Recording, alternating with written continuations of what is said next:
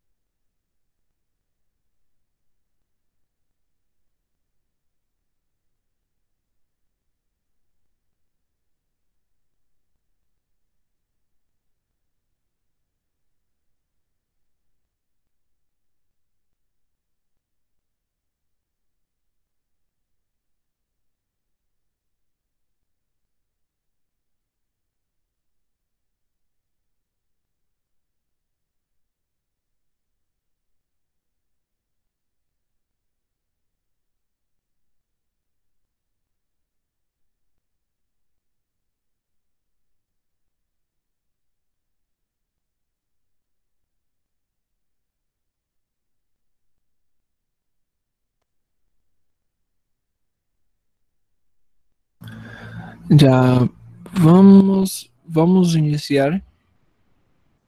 Vamos dar inicio. Ya, yo todo un poco rouco, ya, pero igual, vamos iniciando.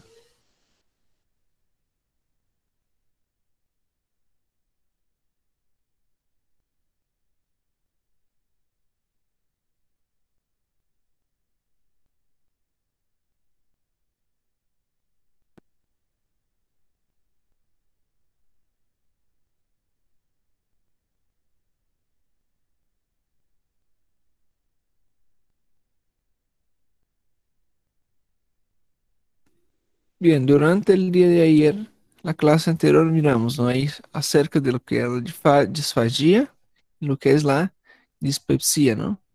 Y también hablamos acerca de la fisiología, algún recordatorio anatómico acerca de lo que es el trato gastrointestinal y también de lo que es el esófago, ¿cierto? Tenemos como definición de que el músculo, el músculo del esófago, ¿cierto? Y el tercio superior va a estar siendo inervado por el sistema nervioso autónomo, perdón, el sistema nervioso central. Y el sistema nervioso autónomo va a controlar lo que es las dos tercios inferiores, ¿cierto?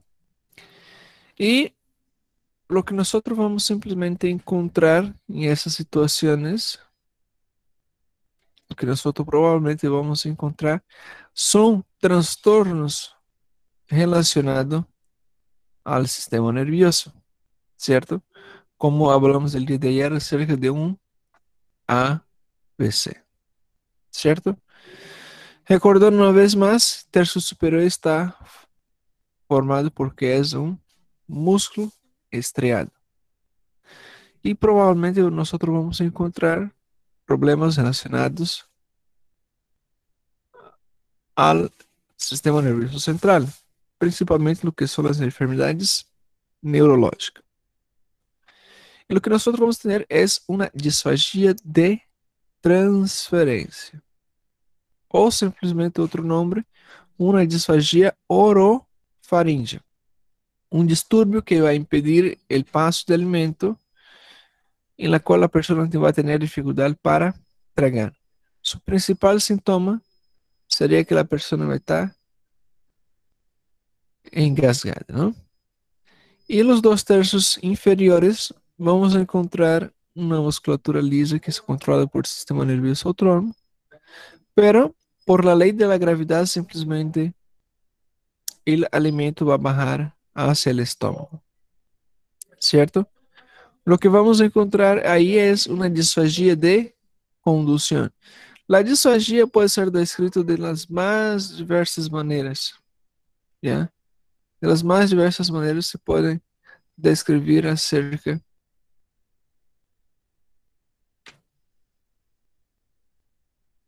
de sus términos, ¿no? Unos dice que es una dificultad para tragar, ¿cierto? Una dificultad para mover los alimentos. Se requiere más tiempo. La disfagia también puede estar asociada a dolor, ¿ya?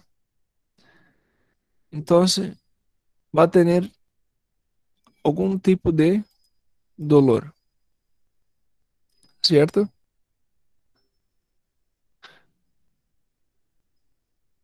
Y también va a existir lo que es la pseudodisfagia, ¿ya? La pseudodisfagia sería un evento falso, ¿no?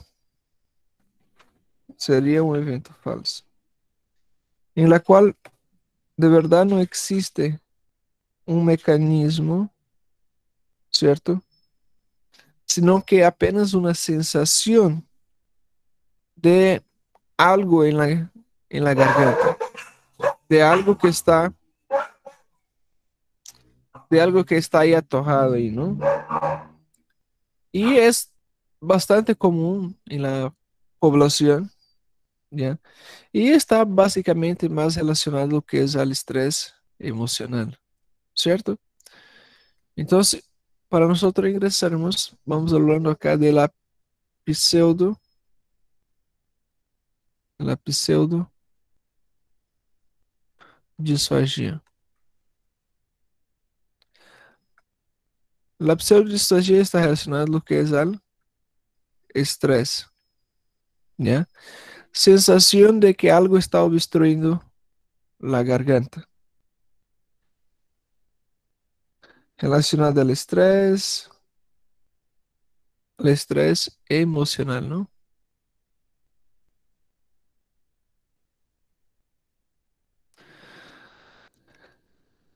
Eso va a afectar de igual manera, ¿cierto? Hombres y mujeres, ¿cierto? Por lo menos una vez en la vida.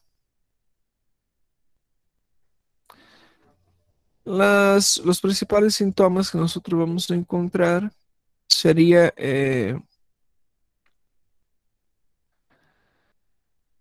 de que puede ser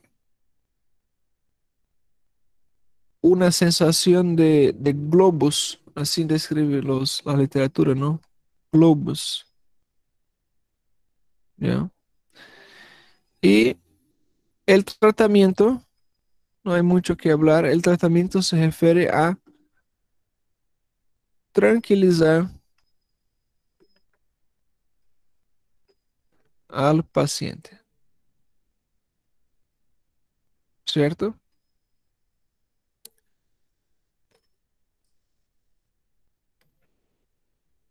Los principales síntomas, los principales síntomas, eh, a ver si hay espacio acá, hay espacio. Los principales síntomas, los principales síntomas esofagianos,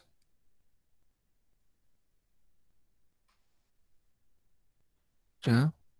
Incluye disfagia, disfagia como ahora como sinônimo de dificuldade,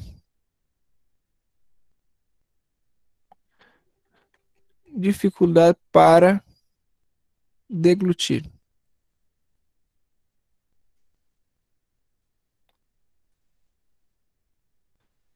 Também vai ter a presença de odinofagia, certo? Outro signo que encontramos também seria a pirose, não? La pirose que está associado a uma sensación de quemación retroesternal.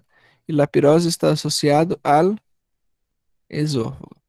Hablamos que también el paciente no distingue lo que es un quemazón que proviene realmente del estómago para una pirose, que es una quemazón pero localizado retroesternal. La pirose, sempre que nós ligamos uma sensação de pirose, se nos liga um paciente com pirose, ele não vai dizer, doutor, eu sinto um dolor, um queimação em el pecho. E isso se pode confundir incluso com um infarto agudo del miocárdio. E o secreto é o seguinte: sempre, sempre que vocês tenham um dolor precordial, ok? Siempre que tenga un dolor precordial, ustedes tienen que tratar su paciente como si fuera un infarto agudo del miocardio. ¿Cierto? Primero trata. La primera cosa que ustedes tienen que hacer si le llega un paciente en la emergencia, ustedes están ahí. La primera cosa, si ustedes tienen sospecha de infarto agudo del miocardio, ustedes tienen que tratar. trata y después investiga, ¿cierto? Y el criterio para tratamiento se llama MONAB,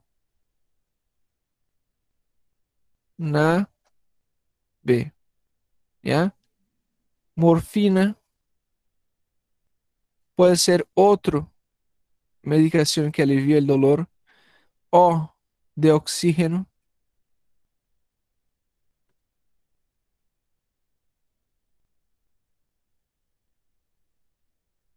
oxígeno, N de nitratos,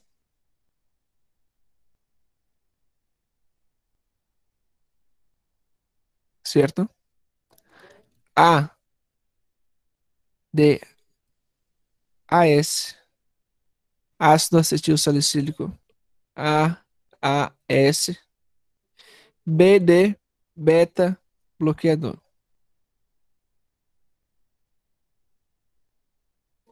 ¿ya? Más um estabilizador de placa, já pode ser uma cirvastatina.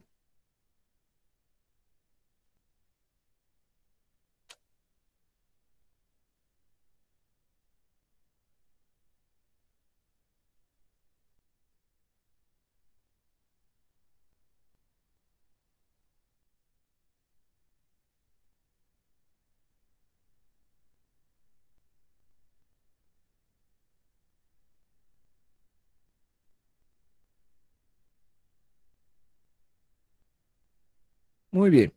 Então, sempre que vocês têm um paciente com um dolor precordial, vocês têm que tratar seu paciente. Primeira coisa, põe oxígeno. Uma vez que põe oxígeno, vocês estão permitindo a oxigenação, ¿ya? Põe algo para o dolor, pero que funcione. Pode ser morfina, pode ser nitroglicerina, ¿ya? Não importa. Nitratos, igualmente. Nitritos e nitratos.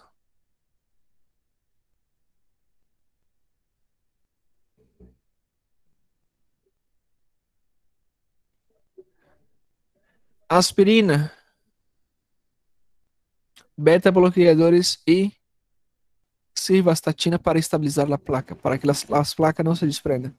Uma vez que você trata seu Ah, paciente seu chato, achei que. e já está com oxígeno, com morfina, com nitratos, com AS, com beta bloqueadores, com uma cirvastatina,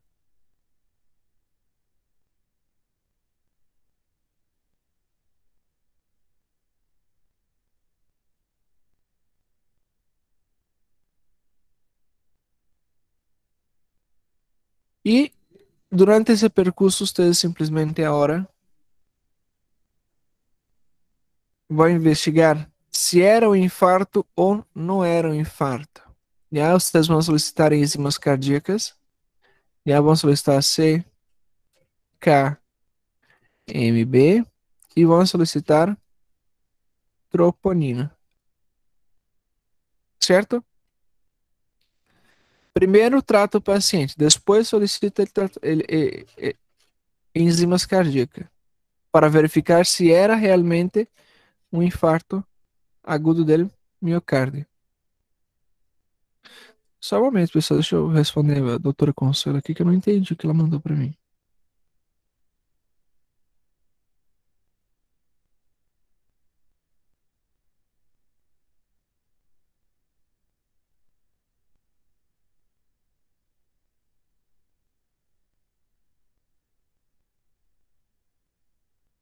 Já. Agora, por que eu digo primeiro tratar e depois verificar se era ou não era infarto? Porque se era infarto, de verdade, se era infarto, e automaticamente temos que tratar o paciente. Senão, em questão de minutos, ele já não tem problema, não? E depois eu vou solicitar CKMB para realmente confirmar se era ou não era o tratamento, pero isso acaba tardando hasta que hace un laboratorio, que venga a sacar sangre, obtener una muestra, hasta que se consigue tener los resultados, eso ya va a tardar, ¿no? O sea, va a demorar. Y simplemente nosotros no tenemos tiempo para estar esperando esas cosas, sino que debemos automaticamente tratar el paciente. Ahora, ¿por qué yo digo eso? De que siempre que há un dolor y nosotros tratamos, ¿no? Para evitar esos problemas.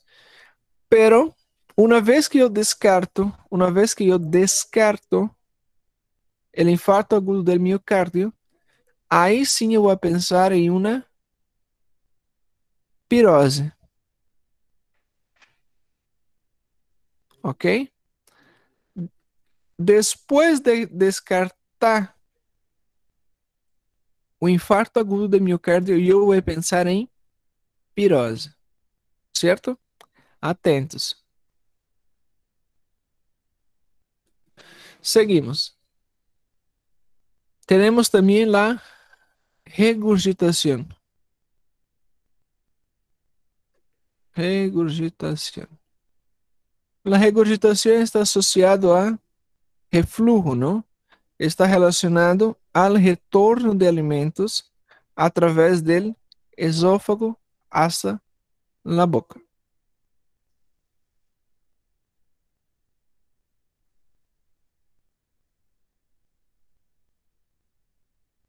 Aí tiene. Um retorno de alimento. Que mais encontramos? Vamos encontrar também uma cólica. Una cólica que es una cólica del esófago. Entonces sería una cólica esofagiana, ¿cierto? Y esta cólica esofagiana también tiene la misma característica, ¿ya? De un dolor retroesternal, ¿cierto? El pecho aperta, un pecho apertado. Tiene las mismas características de una pirose, ya en relación del dolor. Pero la pirose es acompañada de algún tipo de secreción. Y diferente de la cólica, que es solamente la cólica mismo y provoca una precordia. ¿Cierto? También puede estar acompañado de hematemesis. ¿Ya? Hematemesis. ¿Qué sería hematemesis? Hematemesis es sangre, ¿no? Sangre. Hematemesis, vômito. Então seria vômito com sangre. E por último, temos também a presença de cialose. Temos presença de cialose. Cialose seria a hiperventilação, não, a hipersalivação.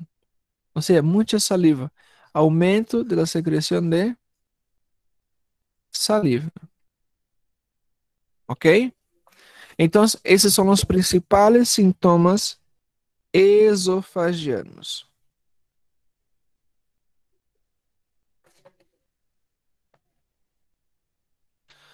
Maravilha.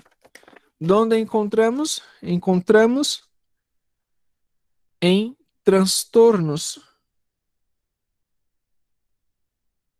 como la disfagia. Já estamos todavía falando de disfagia. Déjame colocar outro slide aqui.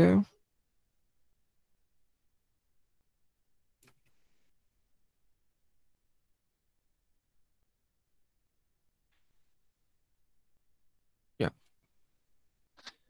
Então, teremos, esses são os principais sintomas. Agora, devemos compreender também que existe, não, esta disfagia de transferência dentro do que são as disfagias de transferência, nós podemos encontrar algumas causas, ¿ya? Causas. Causas ou simplesmente vamos traduzir para etiologia ou simplesmente patogenia, ¿ya? Causas, quando hablamos de causas, para vocês entender como utilizamos cada uma das palavras, ¿ya? Definição de cada uma das palavras. Causa, eu me refiro a causas, pode ser causas ambientais, intrínsecas ou extrínsecas. Já não tem uma decisão. Etiologia está relacionado a um âmbito do corpo, pero em seu estado normal. Algum evento ocorre, certo? Pero o sistema, todo o sistema vai estar normal. A pessoa não tem uma enfermidade antecedente, certo? Então, o corpo vai estar em seu estado normal, seu estado fisiológico normal. E patogenia é quando utilizamos patogenia, que também é sinônimo de causas, e etiologia igualmente é sinônimo de causa. Nos referimos quando existe uma enfermidade que desencadena todo o processo. ¿Ya? Uma causa, se eu hablo de etiologia, é porque está em um estado normal. Ou seja, é um termo mais adequado. ¿Ya?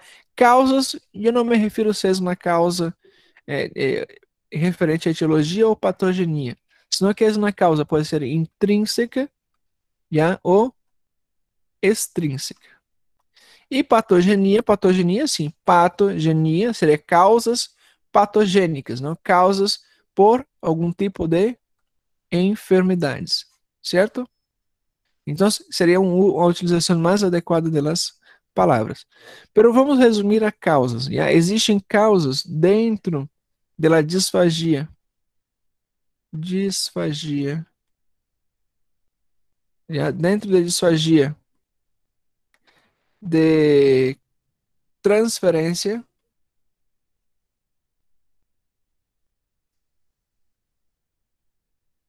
Dentro da disfagia de transferência teremos causas. Já vamos pôr aqui em outro slide quais são as causas. Temos causas anatômicas, certo? Vamos listar aqui algumas. Dentro das causas anatômicas, podemos encontrar aí a hendidura palatina. Já como se falamos de hendidura palatina, estamos falando de lábios leporino. Já? Hendidura palatina.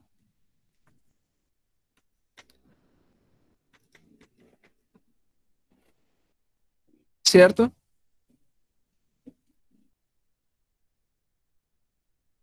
Aí, hendiduras palatina, lábios palatino.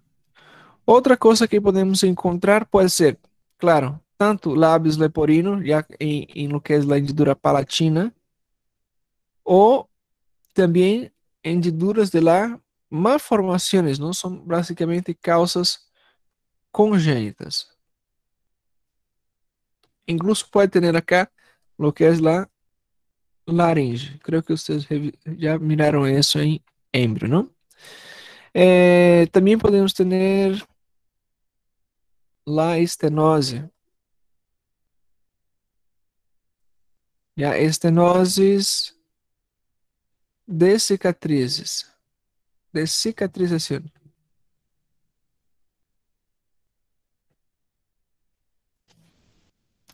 Também temos, por exemplo, lesões inflamatórias. Temos algumas lesões inflamatórias e estas lesões mais comumente associado a principalmente o que são as herpes, já? Herpes simples ou herpes tipo 1, já? Também temos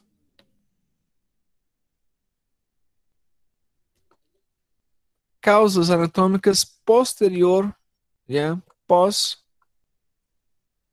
radiografia. ¿cierto? Eso acá no se sabe, pero simplesmente es de causa idiopática, ¿ya? Es una causa idiopática. Quando eu falar sobre causa idiopática, se eu hablo que uma enfermidade, uma determinada enfermidade tem uma fisiopatologia idiopática, não? Se eu digo idiopática, é porque simplesmente não se sabe, ¿ya? Creo que essa é a melhor fisiopatologia para explicar. Doutor, a fisiopatologia é idiopática. Não se sabe. Ninguém descobriu. Quem descobrir me avisa. Tá bom? Não sabe. Outras causas anatômicas, não? Temos aí, deixa eu pôr mais slide. Yeah. Outras causas anatômicas temos uma, yeah, que é a síndrome de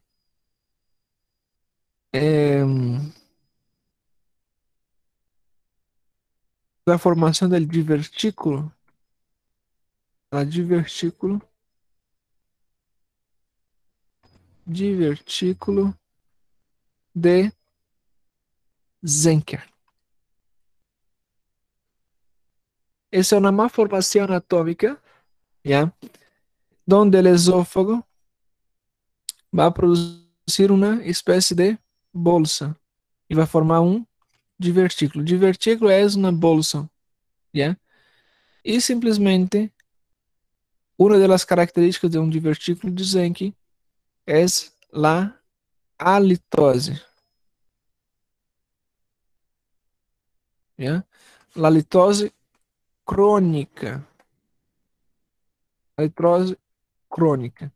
Ou seja, por mais que se hace um tratamento dentário, se hace escovações diárias, simplesmente não há solução para o hálito dessa pessoa. ¿Por quê?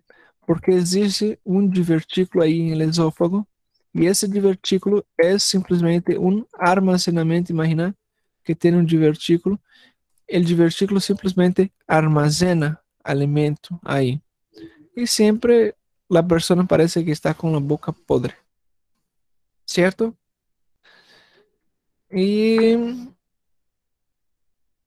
creo que é isso. Já? Divertículo de Zenck. Isso já, com isso finalizamos as causas anatômicas. Que mais? Temos agora o que são as causas neurológicas, não? Que nós hablamos e exemplificamos o dia de ayer. Temos as causas ou a patogenia, não? As causas neurológicas. Dentro de causas neurológicas, temos esclerose múltipla amiotrófica, esclerose lateral amiotrófica, lá ela, não, a famosa ela. Temos também vamos encontrar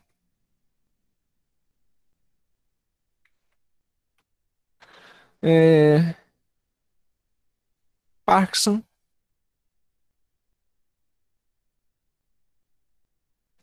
Parkinson. Encontramos também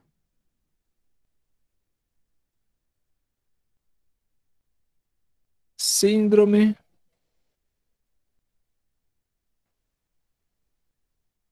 de Van Lemberg, já, síndrome de Van Lemberg, que seria uma isquemia, já uma isquemia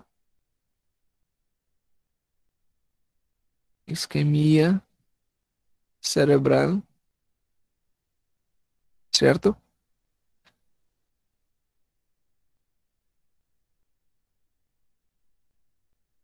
E qualquer alteração, não? Qualquer alteración de los pares craneales,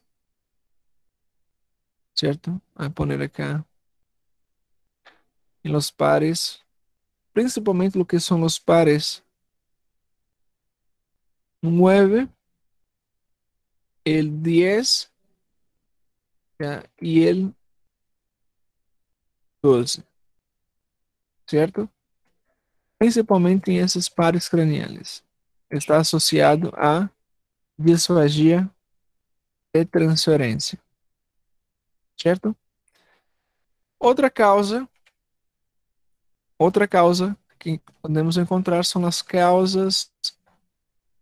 causas musculares.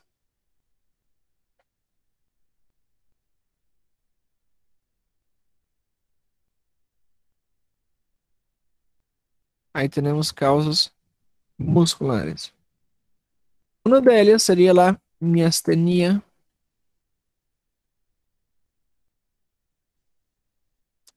miastenia graves, já. Graves com i, já? Miastenia graves. Também podemos encontrar dermato, problemas de piel, não? Dermato, polimiositis, ok? Dermatopolimiosite, presença de pólipo em el músculo, certo?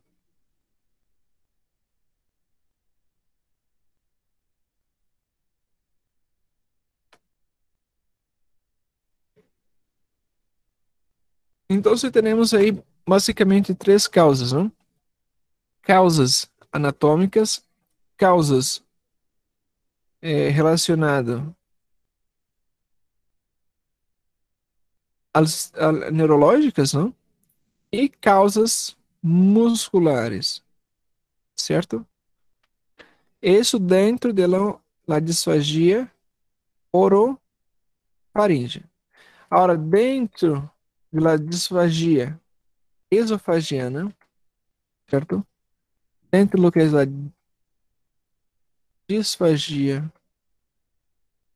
disfagia de condução, vamos poner assim que é melhor. Dentro do que é disfagia de condução, nós vamos encontrar maiormente o que é a dificuldade em el trânsito, ¿no? De los alimentos, del esófago hasta el estômago. E a sensação que tem o paciente é de que o paciente simplesmente está atorado, não está entalado. E, mais que todo, trata-se de distúrbios, distúrbios motores. Quando falamos de distúrbios motores, a ver, aí tem, existem os distúrbios motores.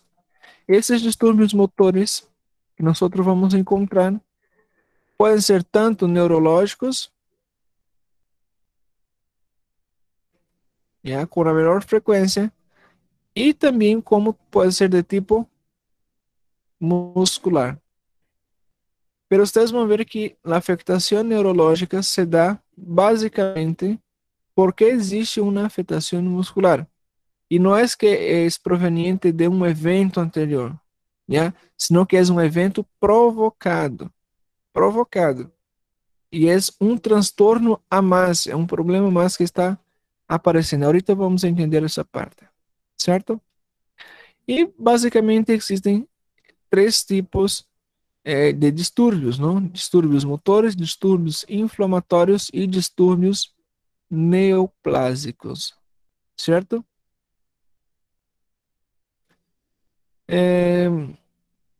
Em estas situações, não? Basicamente sempre vamos ter alguns distúrbios motores, ou simplesmente distúrbios mecânicos, certo? Sempre que existe uma obstrução, vai existir uma obstrução anatômica, certo? Seja por um câncer, seja por uma estenose péptica, y la cual va a causar una compresión extrínseca. ¿A qué me refiero una compresión extrínseca? Cuando hablo de una compresión extrínseca, o sea, alguna cosa de afuera me está comprimiendo, ¿cierto? Alguna cosa de afuera me está comprimiendo. Y uno de esos puede ser incluso eh, el aparecimiento, ¿no? El aparecimiento de hernias. Las hernias y tal,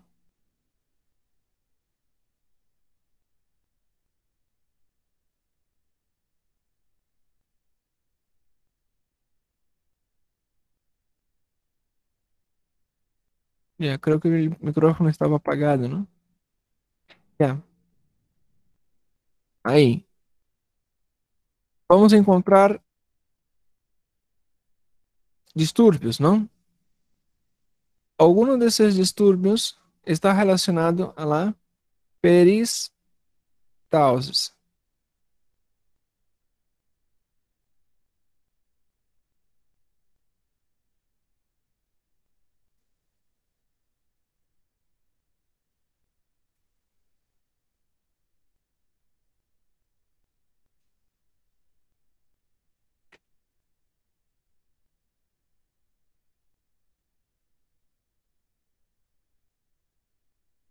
Las enfermedades más frecuentes serían acalasia y espasmo esofágico difuso. Acalasia, por definición, es un no relaxamento. Para entendermos eso, es necesario entendermos la histología de esses para compreendermos, ¿ya? Tenemos como patogenia una destrucción del plexo de Auerbach. Sabemos que el trato gastrointestinal está formado de mucosa, submucosa, ¿ya? Adventicia. Y lo que pasa es que dentro de la submucosa, ¿cuál sería la función de la submucosa? La submucosa tiene la función de controlar las glándulas productoras de moco. Y este moco sirve para hacer una protección, ¿ya? El moco simplemente hace protección de todo el órgano, ¿ok? Hace una protección de todo el órgano. Encontramos causas primárias y causas idiopáticas para la destrucción del plexo de Auerbach. Ahora sí, ya sabemos cuál es la función del plexo de Meisen, ¿no? O plexo submucoso.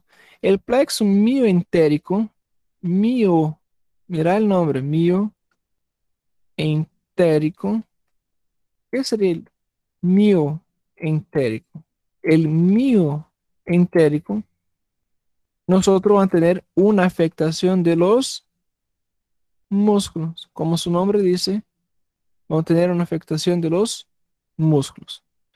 Y ellos, que son los plexos de Auerbach, va a estar inervando estos músculos, ¿cierto? Entonces, ¿a qué me refiero cuando digo que tengo una acalasia? La acalasia sería, se da, ¿no? Fisiopatología es la destrucción de los plexos de Auerbach. Entonces, existen dos causas, lo que son las idiopáticas y la secundaria, que es la chagasca, ¿cierto? Por la enfermedad de Chagas. Tanto, tanto la primária é a causa mais comum, já, inclusive no Brasil.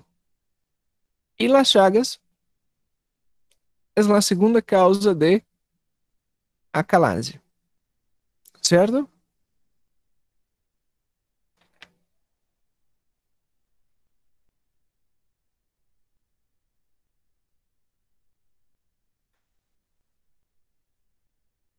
E quando hablamos de espasmos esofagianos difuso, simplesmente estamos hablando de uma alteração, já, donde las ondas peristálticas simplesmente estão em espasmos. Significa que elas têm unas contracciones incoordinadas. Y por tener contracciones incoordinadas, simplemente no hace movimiento de conducción del alimento.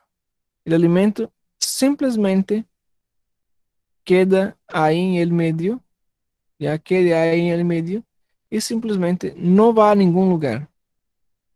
O sea, causa espasmos musculares.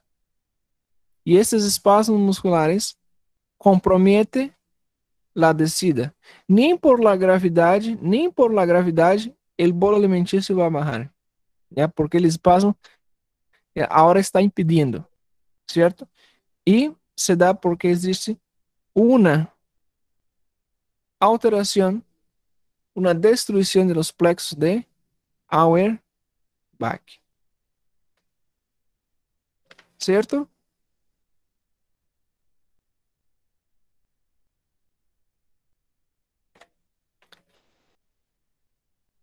Já sabemos, não? A calase tem destruição do plexo de Auerbach, causa alterações primárias e também de tipo secundária.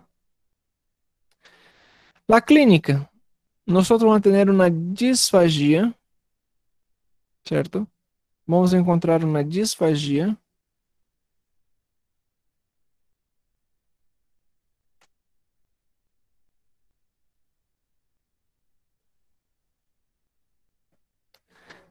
E vamos encontrar, associada à disfagia, vamos encontrar um paciente com perda de peso. Só que essa perda de peso, isso leva meses, já? Meses. E anos. Certo? Meses. Mira, meses. Agora temos que simplesmente diferenciar, certo? Vamos diferenciar esse paciente. Sempre vamos pensar que o paciente que tem disfagia, todo paciente que tem disfagia e perda de peso, temos que descartar câncer de esôfago. Sempre. Sempre há que descartar câncer de esôfago. E como descartamos câncer de esôfago? Existe disfagia, existe perca de peso. Se a pergunta traz a vocês, se tem um caso clínico e a pergunta traz a vocês que o paciente tem mês de evolução, é mais provável que seja um câncer de esôfago. Diferente de la acalase, essa destruição dos plexos de Auerbach tarda de 6 meses, mas agora se tem meses, ou seja, eu posso simplesmente, não menor a 6 meses, a evolução clínica, eu vou encontrar simplesmente e vou pensar que seja um câncer de esôfago, certo? Então, a fisiopatologia consiste de isso, a destruição de los plexos de Auerbach, certo? Destruição de los plexos de Auerbach.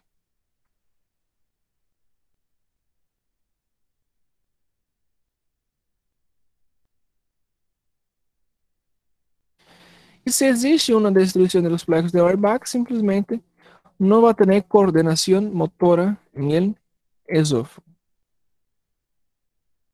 Vai ter também uma inconsistência, ¿no? De los esfínteres, esfínter esofágico inferior, certo? E simplesmente vai ocorrer uma obstrução, certo? Ocorre uma obstrução, tanto para sólido quanto para líquido, certo? E o surgimento é de forma insidiosa, certo? É de forma insidiosa. Ou seja, aparece com sintomas leves, hasta que simplesmente vai provocar, já provoca lo que es eh, el dolor es tan intenso, el paciente deja de comer, el paciente no come, ¿cierto?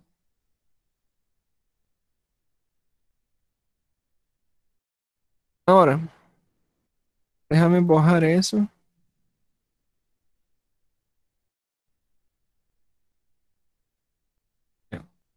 Ahora el diagnóstico. Para el diagnóstico, para el diagnóstico, nosotros vamos a utilizar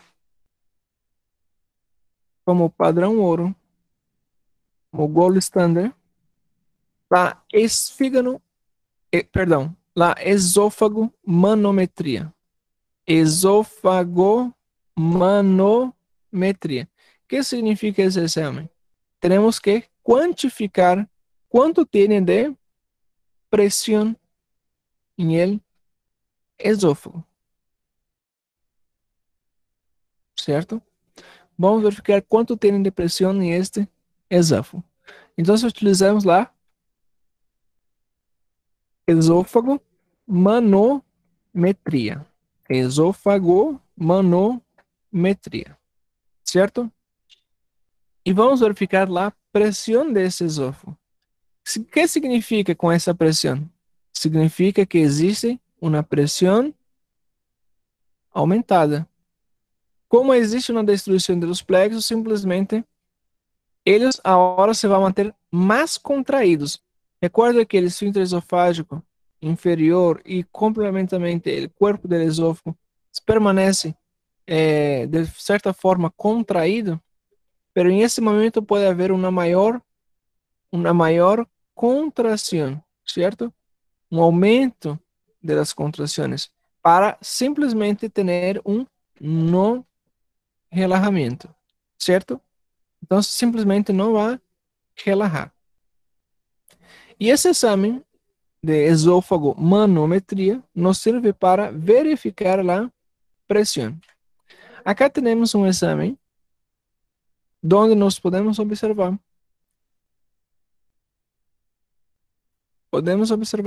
simplemente las principales alteraciones, ¿no? Primero, ustedes van a comparar cada línea de esa con la estructura, un local del esófago. ¿Ya? Asocien esta línea. ¿Cómo está en distinta área del cuerpo del esófago, ¿no? Y esta línea que está yendo así para la derecha es relación a tiempo. ¿Ya? ¿Cuánto tarda para el evento acontecer? ¿Cuánto tiempo tarda? Es por eso que las líneas siempre va a estar un poquito para la derecha, un poquito para la derecha. ¿Ya? Primera cosa que ustedes quieren observar es eso. ¿Cierto? ¿Cómo nosotros vamos a leer? Ahora vamos a hacer la lectura. ¿Ya? Ustedes van a hacer, mira cómo en relación al tiempo, cómo es un esófago normal. ¿Está bien? ¿Cómo es un esófago normal? Ahora vamos a las alteraciones. Vamos a hacer la lectura. Nosotros vamos a observar acá esa esofagomanometría. En ese primero evento acá tenemos un evento normal, donde existe la deglución, ¿cierto? Cuando existe la deglución, el momento que el bolo alimenticio pasa, provoca una onda mayor, ¿ya? Provoca una onda mayor. Ustedes saben, ¿no? De electro, la misma cosa, el mismo sentido de electro. Acaba tener un aumento de las ondas, ¿cierto? O sea, una despolarización, más ingreso, más potencial eléctrico. Y una vez que existe, la comida pasa por el esfínter esofágico superior, el esfínter esofágico superior se cierra, ¿no? Por eso que existe un descenso acá. Entonces se cierra. Y automáticamente en el cuerpo del esófago Él se relaja, el elemento pasa, aumenta, ¿no? La presión y simplemente baja otra vez. Y así, sucesivamente, ¿no? Va pasando y se abriendo, ¿cierto? Normalmente, el esófago, ¿por qué que esta onda está negativa? ¿No ve? Si nosotros hacemos una línea trazada acá, nosotros vamos a encontrar el umbral, ¿no? Sería 0 milivolts, ¿cierto? O sea, también una menor cantidad de presión. Y siempre va a estar negativo. ¿Por qué que va a estar negativo? Porque simplemente está todo tiempo contraída. ¿Ok? Eso sería una esofagomanometría normal. ¿Ok? Esofagomanometría normal. Ahora, que observamos é uma acalásia, ¿ya? La acalásia seria o não relaxamento do esófago ou do esfínter, ¿no? Aí temos, o superior vai estar normal. Ah, e outra coisa, a acalásia sempre vai ser de terço inferior, ¿ya? Acalásia de condução e não de transporte, ¿ya? De condução, relacionado à condução. Já existe, vocês podem observar agora que existe já uma diferença em relação ao tempo. Simplesmente agora, este exame, vocês podem ver que existe uma linha, trace uma linha imaginária. Para mim está difícil desenhar aqui, já, pero póngase uma linha imaginária.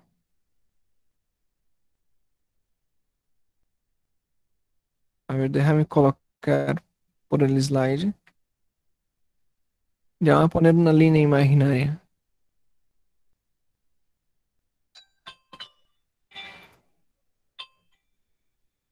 Una línea de tiempo. ¿Ya?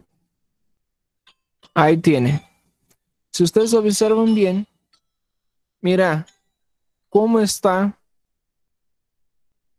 cómo esta está prácticamente al mismo nivel, ¿no? Las ondas. Ponemos otra onda acá para la derecha.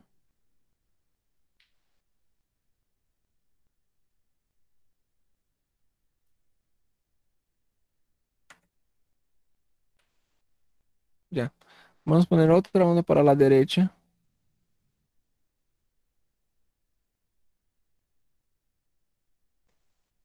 Y ustedes también van a hacer el mismo comparativo.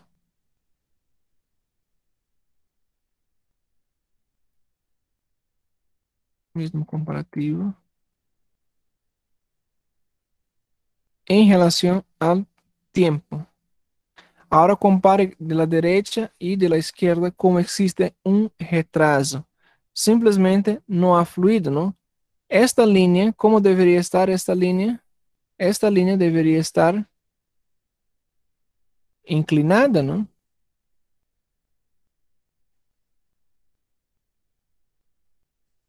Ya déjame ver si consigo hacer acá. Otra.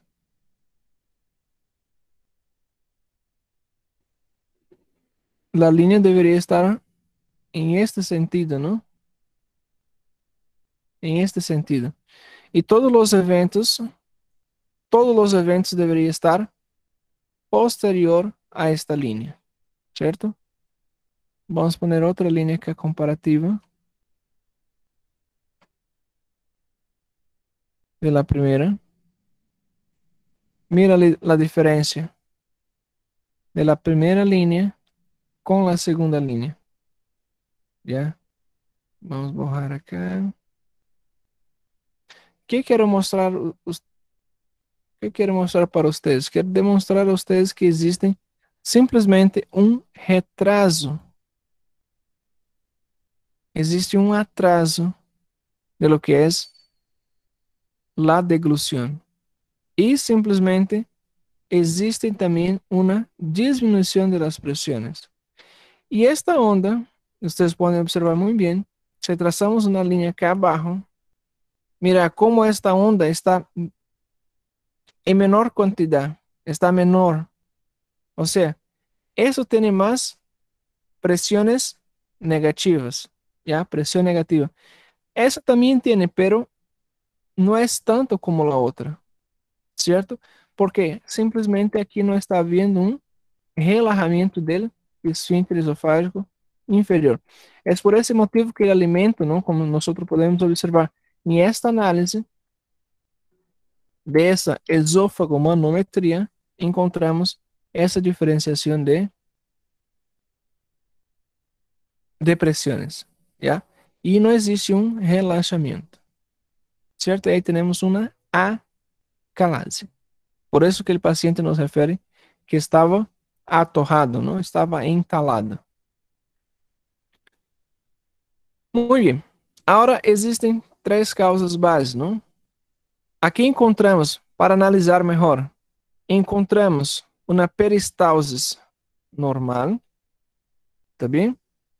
Podemos encontrar em esses dois eventos aqui, se vamos analisar, encontramos uma peristalse normal. Observem, as ondas estão iguais. Não há modificado nada, certo? Encontramos outros eventos acá abaixo. Em estes outros eventos aqui, vamos ter uma hipertonia, certo? Uma hipertonia. E o que encontramos acá abaixo é um não relaxamento. Para fines de diagnóstico, qual seria o evento mais importante para diagnosticar uma acalase? Fisiopatologicamente, qual seria Aquele não relaxamento. qual seria a causa? Seria uma peristalse normal? Seria uma hipertonia? Ou seria um não relaxamento? Qual dos três? Já? Se perguntem para que vocês possam assim conseguir responder. Nesse caso seria um não relaxamento. Se estamos falando de acalase, um dado clínico seria ele no relaxamento del esófago, certo? Nós temos esófago-manometria. Esófago-manometria, nós conseguimos fazer um diagnóstico. E a endoscopia? A endoscopia, nós vamos descartar. O que nós vamos descartar? Vamos descartar câncer de esófago. Ok? E para os fins de comprovação do diagnóstico, nós vamos fazer uma esofagografia baritada. Certo? O que observamos em uma esofagografia baritada? Quando ponemos contraste ao paciente, o que observamos em uma esofagografia baritada? Esofagografia é nada mais, nada menos que uma radiografia. ¿Ya? Lo que nós observamos é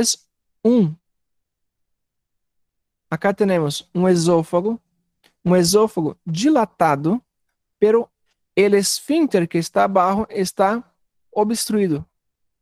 Está obstruindo, não existe um relaxamento do esófago. Então, simplesmente, o esófago, que passa? O esófago aumenta de volume, aumenta de tamanho, porque não existe um relaxamento. E este signo radiológico, já são signos radiológicos, não são clínicos, são radiológicos, nós chamamos esse de bico de pássaro. Já pico de pássaro. Ou simplesmente de vela. Llama de vela. Se vocês miram bem, parece um bico de um pássaro. Certo? Agora acontece outros problemas. Já? Acontece outro problema. Quando existe um acúmulo de alimento dentro do esôfago, quando existe um acúmulo de alimento dentro do esôfago, a ideia sempre do esôfago é dilatar. Sempre. Sempre o esôfago vai dilatar. E esta dilatação simplesmente vai trazer maior desconforto ao paciente, maiores repercussões clínicas, já? E mais halitose, consequentemente, más halitose, certo? E a ideia sempre dilata e cada vez mais dilata o esófago. Já ahorita vamos ver a classificação. Passamos. Ya. Para tratamento, nosotros vamos a utilizar como tratamiento y clasificación la clasificación de Mascarenhas y Resendes. Son dos médicos gastroenterologistas brasileiros, ya uno, Dr. Mascarenha, de Goiás, y Resendes, de Minas Gerais. Atua, ya son atuantes, recién descubierto esa clasificación, que ha hecho esa clasificación, ¿ya? En la cual consiste el siguiente, la clasificación de Mascarenha. Tenemos una calasia grado 1 cuando tenemos un esófago normal, menor que 4 centímetros. Tenemos un mega esófago, o sea, un esófago aumentado de tamaño. Esse esófago está dilatado, certo? Que varia entre 4 e 7. Temos um mega esófago maior, a 4 e 7 se classifica como grado 3. E um esófago endólico, dólico é deitar. Está deitado. O esófago está tão grande, que ele simplesmente o esófago está doblado. Já? Se chama dólico mega esófago, maior que 10 centímetros. Radiografia, aí temos grado 1, normal, grado 2, entre maior que 4, não, entre 4 e 7, grado 3, entre 7 e 10, e dólico mega esófago, mira, esse é o esófago. O esófago deveria estar aí, não? Aí. Pero está tão grande o esófago, tão grande, que simplesmente agora está sobre o diafragma. Está echado sobre o diafragma. Está deitado sobre o diafragma. E está tendo uma contorsión em este ponto. ¿Ya? E sigue com o bico de pájaro. Certo? Essa é sua característica. Grado 2 e 3, existe uma maior evidente el não relaxamento. Grado 1 e 2, mira, hasta passa alimento. Quanto mais grosso cai o bico del pájaro, significa que está passando alimento. E quanto mais estreito, significa que não está passando. E simplesmente o alimento se acumula aí. Já? Listo. Tratamento. Tratamento. Uno de los tratamientos, ya para finalizar, uno de los tratamientos consiste en aplicación de Botox, ya con la endoscopía. Ingresa con la endoscopía y hace aplicaciones a cada 6 meses, ya, porque es el tiempo de vida útil de la toxina botulina. Y permite así el relajamiento, vai relajar el esfíncter esofágico inferior, certo? Relaxa a musculatura. Pero uma vez que relaxa a musculatura, ¿qué pasa? Recuerda Constante hiperose. a função de evitar o passo de alimento do estômago para o esôfago. E aí nos vai causar outro problema, que é o ERGE, refluxo gastro. ¿Ya? E isso depois vai trazer outras complicações, como por exemplo, o esôfago de Barrett. O esôfago de Barrett é uma alteração celular a nível histológico, em la cual simplesmente essa alteração é sempre precedente de câncer de esôfago. ¿Está bem? Quando existem alterações de célula, é porque existe câncer. ¿Ya? Depois vamos falar disso na seguinte classe. Outro tratamento seria hacer uma fundoplicatura. Fundoplicatura de Ellen.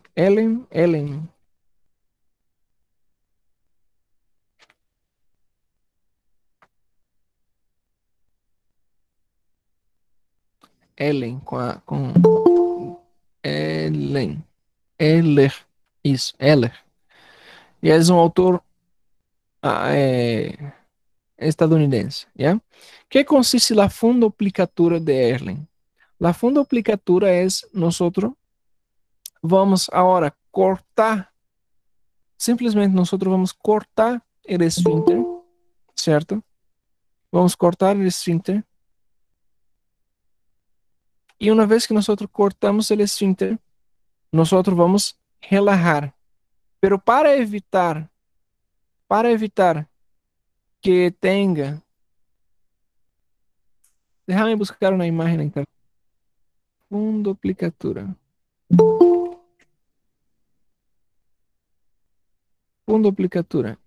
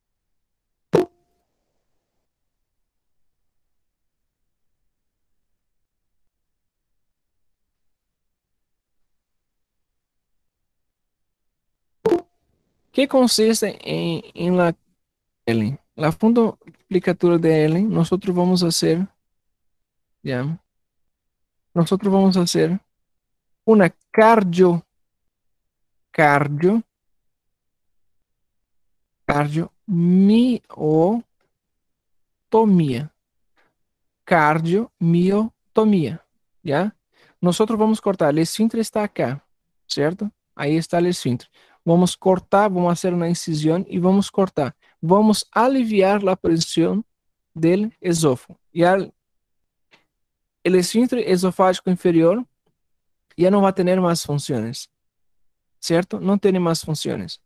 Y lo que va a suceder es va a tener grandes cantidades de reflujo, ¿ya? Y para evitar eso, la fundoplicatura de Erlen, nosotros vamos a tener simplemente, ahora, vamos a agarrar el estómago y vamos a poner ahí 4 puntos, abrazando, ya vamos a abrazar con el, vamos a dar un abrazo en el esófago con el estómago, ¿cierto? Y las contracciones que ahora tiene el esófago también va a ayudar a comprimir y evitar la susceptibilidad de reflujos gastroesofágicos, ¿ya?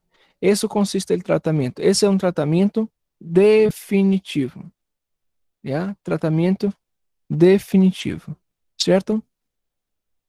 A cardiomiotomía para tratamento de acalância, ¿cierto? A mí me van a preguntar, ¿por qué se llama cardio? Porque simplesmente tiene proximidade com el corazón, ¿ya? Y tiene las cardias del estómago, ¿no? Entonces, por tener esa proximidad, ha quedado el nombre de cardia, ¿ya? Pero no tiene nada a ver con el corazón, ¿ya? Nada que ver con el corazón. Ok, nos vemos antes, ¿no? ¿Alguna pregunta, alguna duda que tenga? Se tiene dudas, preguntas.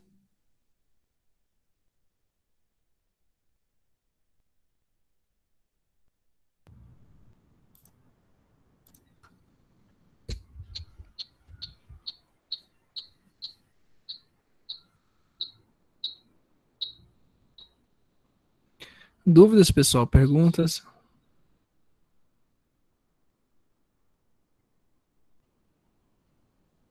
No, doutor. Nada, ¿no? Muy bien. A ver, déjame compartilhar aquela pantalla.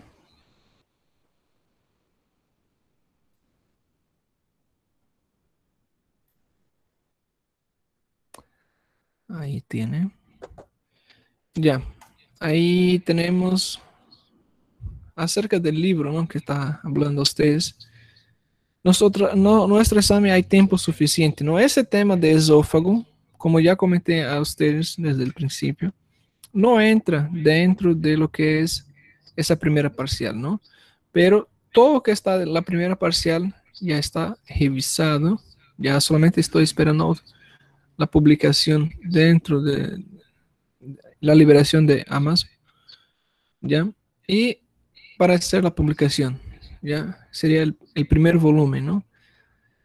Introducción a la fisiopatología, y esos son los contenidos del examen, ¿ya? Comprender la fisiopatología, una parte de célula porque tenemos que entender acerca de las células, ¿no? Lo que es la hipertrofia, lo que es la atrofia, ¿está bien? Los temas método de estudio, el proceso patológico, ¿no? Medicina basada em evidência, exame clínico, trabalho em equipe, interconsulta, clínica, qualidade de vida, lesão ao tratamento, raciocínio clínico, não? E, además, estudo do pH, distúrbio hidroeletrolítico, distúrbio de ácido básico, gasometria, os valores normais de gasometria a nível do mar, não? A que nós utilizamos, inclusive acá, e a grandes altitudes, não?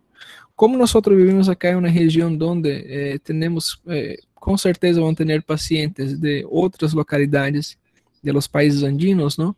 Temos acá países andinos que têm a Cordilheira de los Andes e chegamos, por exemplo, a 500 quilômetros ou menos, ¿no? Já estamos a altitudes de 2, 3, 4, 5 mil metros de altura. Então, é comum pessoas que vêm de allá, por exemplo, chega de La Paz, chega del Alto, chega acá em Cobija e em Brasil igual, e simplesmente temos que pensar de dónde viene esa persona. Y es de dónde viene esa persona que también vamos a pensar también en los que está esa persona. Ya usted sabe que existe una fisiología de la altura, ¿no? Así como existe una fisiología, existe también la fisiopatología acerca de los valores gasométricos, ¿no? De la altura. Hay estudio de caso igualmente, ¿no? Un estudio de caso en la ciudad del Alto del año 2019, ya es un estudio muy reciente, no hay otra publicación después de eso, y donde se llegó a algunas conclusiones, ¿no? A ver qué más entra en sus exámenes teóricos. A ver el índice. Ahí tiene. ¿Qué más? Comparación de valores gasométricos, ¿no? De nivel de mar y grandes altitudes, interpretación de gasometría. E o que não vai entrar seria a fisiologia gastrointestinal e esôfago. E a isso vamos deixar para a segunda parcial, porque simplesmente é um tema largo, não? E vocês já têm harto conteúdo para estudar, então vamos deixar aí para um segundo momento. Tá bem? Uma vez que tenha aí a autorização, eu comunico a vocês, já me comunico com os representantes, para que nós podemos viabilizar, né, em formato de e-book, primeiramente, já?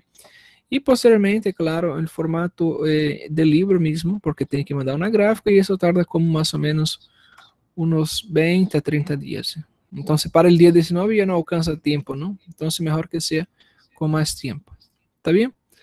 Aí tem, por exemplo, estudo do pH. Já?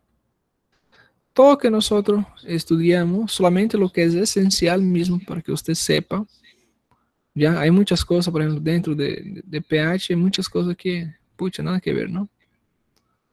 Certo? E sempre, ao final de cada unidade, de cada tema, há questionários, não? Para que vocês também possam responder e fijar lo que é a parte de conhecimento. Tá bem? Raciocínio clínico, diagnóstico. Ya, solo esses temas aí como mais ou menos para, se for ler do livro original, não? Aí sim, hacer uma revisão seria como umas quantas páginas, umas 500 páginas, não? Sim, é muito. Ok? Já, vocês são o grupo 2, né, pessoal? Grupo 2. Deixa eu só conferir aqui Se vocês estão ok na plataforma. Acho que eu estou até olhando a plataforma de vocês.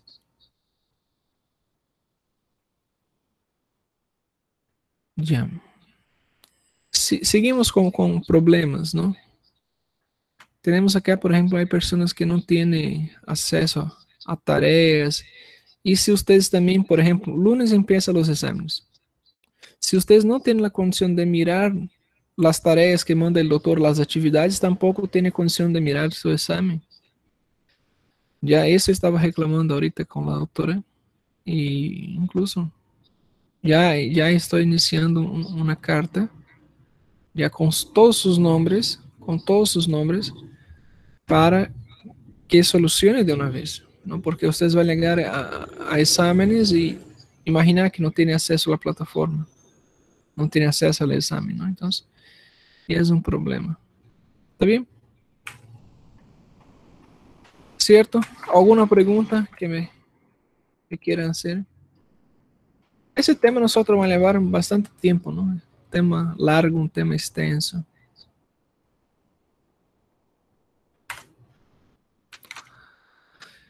Ya. Se não há nada, nos vamos. A ver, tem uma perguntinha aqui. Qual seria o prazo para estar disponível na forma de e-book? Isso vai tardar entre 1 ou 2 dias, já? Já tem 2 dias que eu enviei a revisão e ahorita está em análise, já? Está quase na parte final. Uma vez que está publicado na forma de e-book, eu vou disponibilizar para vocês. Eu vou mandar o enlace para vocês, não? Ya, una cosa que quiero que comprenda es a cuestión de costos económicos, ¿no? No es caro, es barato porque hay varios costos durante una publicación, ¿ya? Pero eso es pensando en ustedes, ¿está bien? Todavía no sé cuál sería el valor. Eso no soy yo que pongo allá el precio, ya son los de Amazon que ponen el precio. ¿Está bien?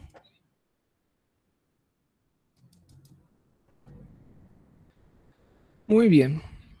Pero yo voy avisando a ustedes, ya no se preocupen, yo voy a avisar a ustedes. Y acerca del curso igualmente. A Cláudia chegando agora. Chegou bem no finalzinho. Pessoal, agora já é o quê? Opa, já passou quase 10 minutos, hein? Quase 10 minutos já. Na hora do almoço, vamos almoçar. Ya, la siguiente semana, o sea, me voy comunicando con ustedes, ¿está bien? Yo me comunico con ustedes. Ok, doutor. Tchau, tchau.